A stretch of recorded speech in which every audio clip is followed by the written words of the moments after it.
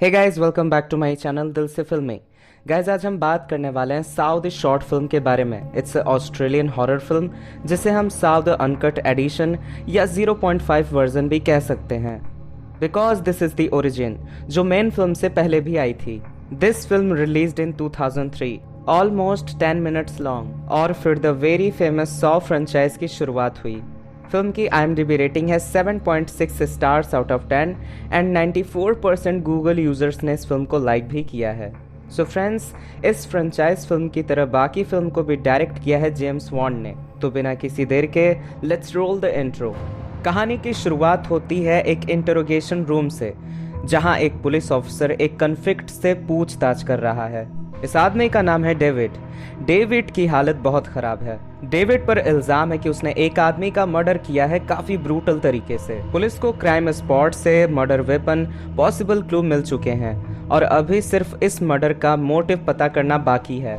Officer David को force करता है अपना जुर्म कबूल करने के लिए, सच्चाई बताने के लिए, जिस पर डेविड का जवाब था कि वो कोई खूनी नहीं है, वो मजबूर था उसका खून करने के लिए, क्योंकि अगर वो ऐसा नहीं करता तो उसे खुद ही एक बेहद दर्दनाक मौत मिलती।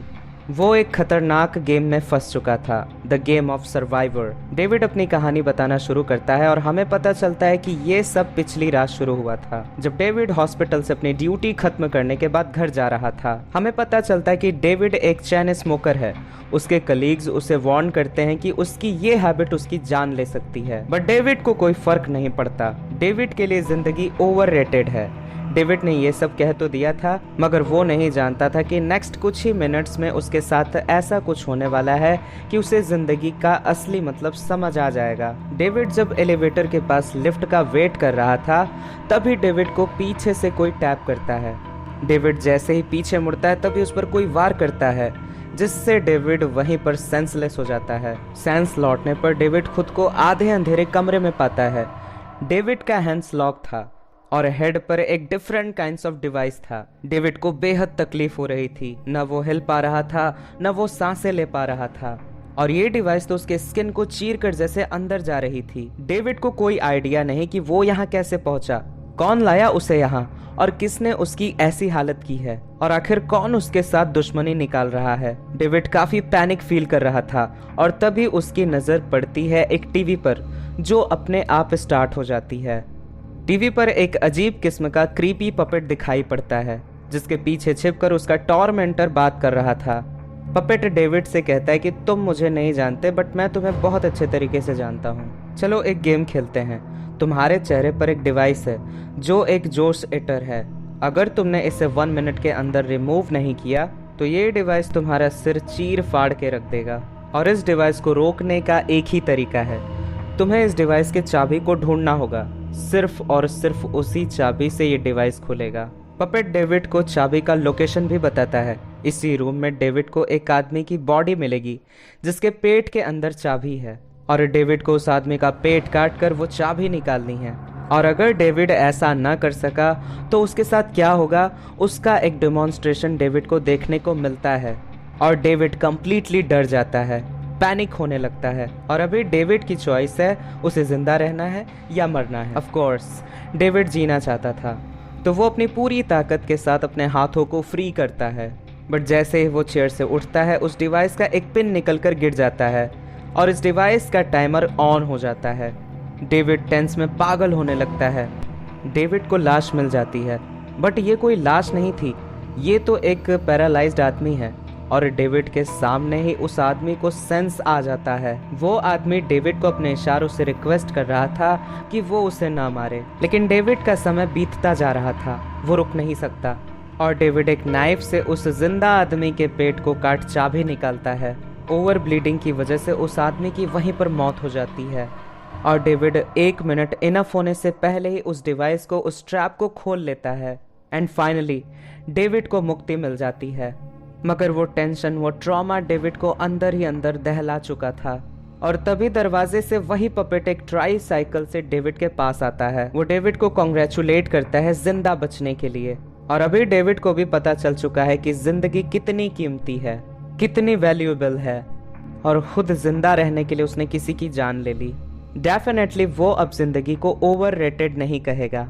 इस लाइफ के लिए वो ग्रेटफुल है। फिल्म की एंडिंग इसी इंटरोगेशन रूम में एंड होती है, जहां ऑफिसर डेविड से वही सवाल करता है, तो क्या वो अभी इस जिंदगी के लिए ग्रेटफुल है? बट डेविड कुछ कहने के हालत में नहीं था, वो रोता ही जा रहा था। एंड हम व्यूवर्स गेस कर सकते हैं कि डेविड अब कितना ग्रेटफुल है। एंड दी एंड फ्रेंड्स, ये कहानी तो यहीं एंड होती है, लेकिन ये तो शुरुआत थी। साव फ्रेंचाइज के दीवानों को ये कहने की ज़रूरत नहीं है कि इस शॉर्ट फिल्म का असर हॉरर थ्रिलर जॉनर में किस कदर पड़ा। ये पपेट कौन है, इसके पीछे टॉर्मेंटर कौन है, और ये कैसा गेम है, इन सब का जवाब हमें इस फिल्म में तो नहीं मिलता, बट इन्हीं सवालों के आधार पर बाकी फिल्मों को बनाया गया है। छोटा पैकेट बड़ा धमाका। जेम्स बॉन्ड और ली वॉन ने मिलकर ये फिल्म बनाई, और ये फिल्म उनकी आने वाली फुल लेंथ फीचर फिल्म के लिए एक ट्रेलर जैसा था। एंड वो फुल लेंथ फीचर फिल्म इसके अगले साल यानी 2004 में थिएटर में रिलीज हुई, और ये शॉर्ट फिल्म उसी फिल्म का एक हिस्सा बना, जहां डेविड की जगह एक लड़की अमेंडा को मिली।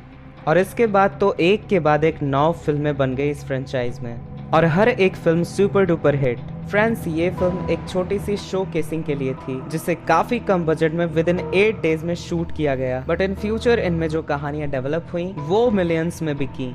आपको मैं बता दूं कि इस फिल्म में जो ट्रैप यूज किया गया है, एक्चुअल में वो डिवाइस जेम्स के एक इंजीनियर दोस्त ने बनाया था। It was truly functional and very dangerous, कभी भी बहुत बड़ा एक्सीडेंट हो सकता था। नेक्स्ट फिल्म में जो डिवाइस यूज हुआ है वो कंपैरेटिवली बेहद सेफर था, नो डाउट। ये फिल्म लोगों के डर के साथ खेलती है, उन्हें इमोशनली फिजिकली तड़पाती है। इस फिल्म में जो विलन है वो लोगों को डायरेक्टली नहीं मारता, बल्कि उन्हें डेंजरस गेम में फंसाकर उन्हें टेस्ट करता है। अगर वो बचे तो वो जिंदा रहने के काबिल हैं, और अगर नहीं तो वो मरने वाला है।